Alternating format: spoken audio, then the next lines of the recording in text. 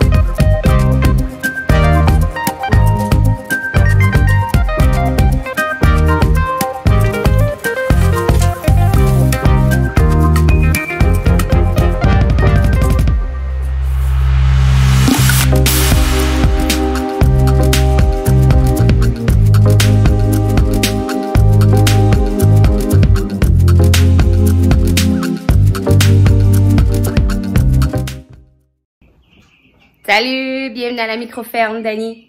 J'ai eu une question dernièrement où que je range mon canage et tout le reste que j'achète en gros. J'ai créé cette pantry, il n'en avait pas fonctionnel quand j'emménageais ici. Ceci est un garde-robe qui était de l'autre côté, donc j'ai condamné la porte. J'ai pris la protte puis je l'ai mis ici. Mais elle est seulement 18 ou 20 pouces de large. C'est pas assez pour moi. Donc, ici, c'est tout ce qui est pour faire du pain, des desserts, de l'orge, mes fèves séchées, mon miel, collation pour enfants, l'overstock, tout ça. Ça, c'est normalement une pantry conventionnelle pour une maison. Mais quand t'as juste ça, puis tu cannes 400-500 pots maçons par année, t'as besoin de suggestions. Donc, je vais commencer par les suggestions que j'ai vues sur Pinterest. J'espère que vous avez ma manicure. Je viens d'aller planter plein de choses dans le jardin. C'est ma manicure favorite de l'été. Même si je prends une petite brosse, ça part pas. Sous les lits. Les chambres d'amis, les chambres d'extra, les chambres au sous-sol. Une petite place au sous-sol, frais, noirceur, c'est la clé. Faut faire comme un petit... C'est sûr que c'est difficile de recréer les températures d'une chambre froide, mais le plus possible. Moi, j'opte pour garder à peu près 18 mois mon canage. Donc, tu sais, je vais pas trop compliquer, mais si vous allez dépasser ça, il faut peut-être faire un petit peu de recherche. Donc, sous les lits, un garde-robe qu'on condamne, les étagères Costco que moi j'ai. Ça, c'est mes étagères que j'utilise pour faire mes semis, mais aussi, on peut les utiliser pour les mettre dans un endroit où ce qu'on peut avoir un peu de noirceur, un peu de fraîcheur, puis on peut les mettre là. Moi, c'est sous mes marches. Donc, les marches pour aller en haut. J'ai triché normalement, là, c'est pas l'idéal, là, mais j'ai triché pour avoir 3 pots d'1 litre de profondeur. Donc, ici, pour passer, j'ai seulement 22 pouces. C'est pas l'idéal, mais ça fonctionne. Donc, toute ma descente d'escalier, j'ai mis mes pots maçons là. Puis tout ce qui est en dessous, dans le fond là c'est comme un vide.